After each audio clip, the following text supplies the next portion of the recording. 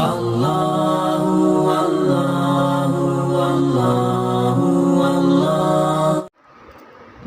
ونصلي على رسوله الكريم اما بعد فاعوذ بالله من الشيطان الرجيم بسم الله الرحمن الرحيم يا أيها الذين آمنوا كتب عليكم الصيام كما كتب على الذين من قبلكم لعلكم تتقون وقال النبي صلى الله عليه وسلم من صام رمضان ایمانا واحتسابا غفر له ما تقدم من ذنبه۔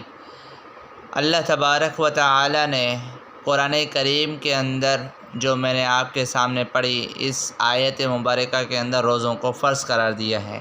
اللہ تعالیٰ نے ارشاد فرمایا، اے ایمان والو، تم پر روزوں کو فرض قرار دیا گیا ہے جیسا کہ تم سے پہلے لوگوں کے اوپر، پہلی امتوں کے اوپر بھی روزوں کو فرض قرار دیا گیا تھا۔ لعلکم تتقون، روزے کے مقصد کو اللہ تعالیٰ نے بیان فرمایا تاکہ تم متقی اور پرہیزگار بن جاؤ۔ روزے کی فضیلت ایک تو یہ حدیث مبارکہ ہے کہ جو کوئی شخص ایمان اور احتساب یعنی ثواب کی امید رکھتے ہوئے روزے رکھے گا تو اس کے گزشتہ سارے گناہ اللہ تعالیٰ معاف فرما دیتا ہے۔ اور اس کی فضیلت ایک اور حدیث کے اندر بھی ہے، حدیث شریف میں روزے کا بڑا ثواب آیا ہے اور اللہ تعالیٰ کے نزدیک روزے دار کا بڑا رتبہ ہے۔ نبی صلی اللہ علیہ وسلم نے فرمایا، جس نے رمضان کے روزے محض اللہ تعالیٰ کے واسطے ثواب سمجھ کر رکھے تو اس کے سب اگلے گناہ صغیرہ بخش دیے جائیں گے۔ یہ ابھی آپ کے سامنے حدیث پڑھی گئی۔ ایک اور حدیث نبی صلی اللہ علیہ وسلم نے فرمایا، روزے دار کے منہ کی بدبو اللہ تعالیٰ کے نزدیک مشک کی خوشبو سے بھی زیادہ پیاری ہے۔ قیامت کے دن روزے کا بے حد ثواب ملے گا۔ اور یہ ایک دو احادیث مبارکہ میں نے آپ کے سامنے پڑھ دی ہے خلاصتاً، اور اس کی تفصیل اور فضیلت اور روزے کے آداب تو پچھلے درس کے اندر بیان ہو چکے ہیں۔ البتہ آج روزے کے چند اہم مسائل کی طرف نشاندہی کرنا مقصود ہے، اور پھر جو ہے وہ روزے کے مسائل وغیرہ یہ بیان کیے جائیں گے۔ روزے کے جو رمضان شریف کے جو روزے ہیں یہ ہر مسلمان پر جو مجنون یعنی بالکل مجنون جو ہوتا ہے وہ اور نابالغ نہ ہو اس پر فرض ہے، یعنی کہ ہر عقل مند جو ہے بالغ جو ہے اس پر فرض ہے۔ جب تک کوئی عذر نہ ہو روزہ چھوڑنا درست نہیں۔ روزے کی تعریف یہ ہے کہ فجر کی نماز کا وقت جب شروع ہوتا ہے یعنی صبح صادق آتا ہے، اس وقت سے لے کر سورج ڈوبنے تک یعنی غروب شمس تک روزے کی نیت سے سب کھانا پینا چھوڑ دے اور اپنی جائز خواہشات کو چھوڑ دے، اس چیز کو روزہ کہتے ہیں۔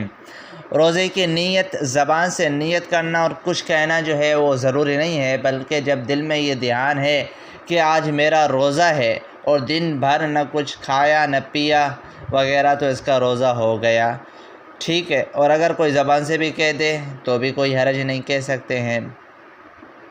تو گویا کہ روزے کا جو وقت ہے وہ صبح صادق سے شروع ہوتا ہے اور غروب شمس تک رہتا ہے۔ اور ایسے ہی جو ہے وہ روزے کے بہت سارے یعنی کہ مسائل کو بیان کیا گیا ہے جن کا سیکھنا اور سمجھنا ہم پر لازم ہے تاکہ ہمارے روزے درست اور صحیح طریقے سے ادا ہوتے رہیں۔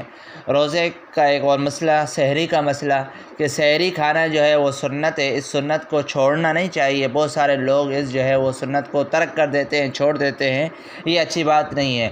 اگر بھوک نہ ہو اور کھانا نہ کھائے تو کم سے کم 2-3 چھوارے ہی کھا لے، پانی کا آدھا گلاس پی لے، 1-2 گھونٹ بھر لے پانی کے، یا 1-2 لقمے کھا لے، یا کوئی اور چیز تھوڑی بہت کھا لے، کچھ نہ صحیح تو تھوڑا سا پانی ہی انسان پی لے، یا جو ہے وہ کسی کو پان کھانے کی مثال کے طور پر عادت ہو تو وہ 1 آدھ پانی کھا لیا کرے، نیت سحری کی کر لے، تب بھی سحری کا ثواب اس کو جو ہے وہ مل جائے گا۔ سحری میں جہاں تک ہو سکے دیر کر کے کھانا بہتر ہے، لیکن اتنی دیر نہ کرے کہ صبح ہونے لگے اور روزے میں شبہ پڑ جائے۔ اور ایسے ہی جو ہے وہ جو غروب شمس کا جو وقت ہوتا ہے، جیسے ہی سورج ڈوب جائے تو اس وقت روزہ افطار کر لینا چاہیے۔ مستحب یہ ہے کہ جب سورج یقیناً ڈوب جائے تو فوراً روزہ کھول ڈالے، دیر کر کے روزہ کھولنا اس کو جو ہے علماء نے مکروہ قرار دیا ہے۔ اور چھوارے سے روزہ کھولنا بہتر ہے، یا اور کوئی میٹھی چیز جو اس کے پاس موجود ہو اسے کھولے، وہ بھی نہ ہو تو پانی سے افطار کرے، ٹھیک ہے، یہ بھی جو ہے وہ درست ہے۔ اور ایسے ہی روزے کے اور بھی مسائل کو بیان کیا گیا ہے، جیسے مثال کے طور پر ایک مسئلہ یہ کہ بہت سارے لوگ سوال کر رہے ہوتے ہیں کہ روزے کی حالت کے اندر سرما، تیل اور خوشبو لگانا اس کا کیا حکم ہے؟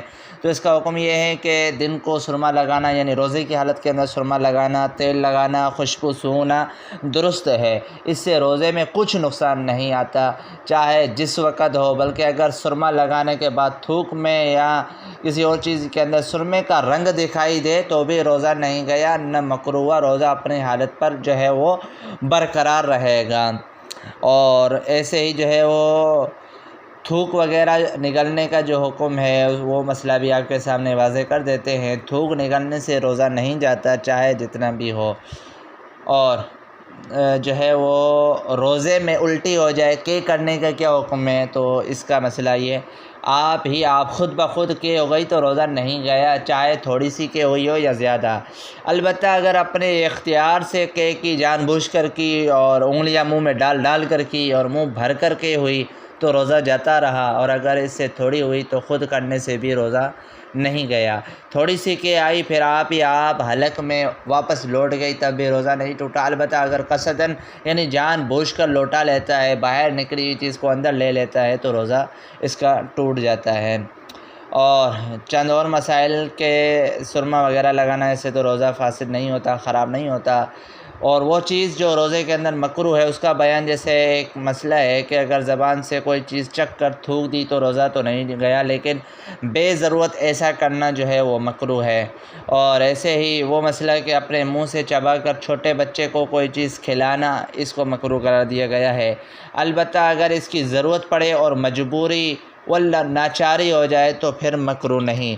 یہ چند مسائل روزے کے حوالے سے میں نے آپ کے سامنے بیان کی۔ اللہ تبارک و تعالیٰ سے دعا ہے اللہ تعالیٰ ہمیں ان باتوں پر عمل کرنے کی توفیق اور ہمت عطا فرمائے۔ جس ساتھی کو کوئی مسئلہ پوچھنا ہو تو وہ کمنٹ باکس کے اندر سوال کر سکتا ہے۔ وآخر دعوانا الحمدللہ رب العالمین۔ حسبی اللہ و نعم الوکیل، نعم المولا و نعم النصیر، حسبی اللہ